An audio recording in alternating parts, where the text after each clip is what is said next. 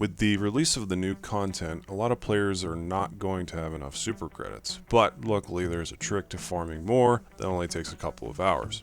In 3 or 4 hours you can have about 1,000 super credits depending on whether you have 2 or more players within your party, as 2 or more would definitely speed up the process and also allow 2-player objectives, namely the underground bunker, to be unlocked. There also exists an exploit in-game that can be used to repeat a mission over and over again, maintaining the same map and resources available. Normally, you need to load in a new mission each time with randomly placed objectives. However, this method allows you to find the nodes extremely quickly. Before we cover super credit farming, there's a few things to take into account.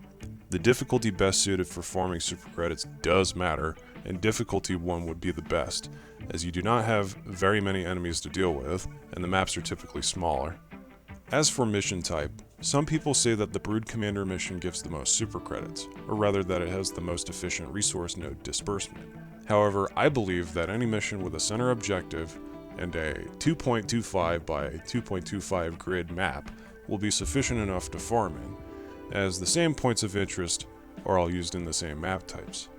Missions to stay away from are Terminid Termicide missions, any defense missions, or generally major orders.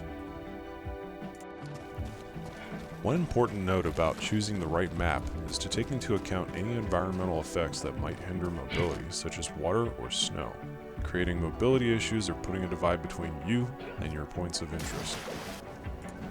Other environmental effects like fire tornadoes or asteroids should also be considered, as you'll potentially die if you're not paying attention.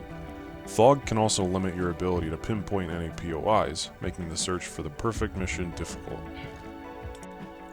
Being able to identify points of interest is also key to finding them. Luckily, there's a nifty feature on the minimap, wherein if you hover over certain spots, the POI will reveal itself. Just take note that the POIs can also include weapons caches and hell bombs.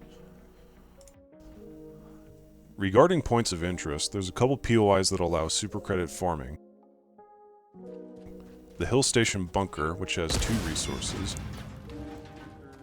The Underground Bunker, which requires 2 players, has 3 resources. The Crashed UAV, having 1 resource. The Small Station, which has a crashed UAV inside of it, also 1 resource. And finally, the Farm, which has a bunker nestled just under it, which has 2 resources.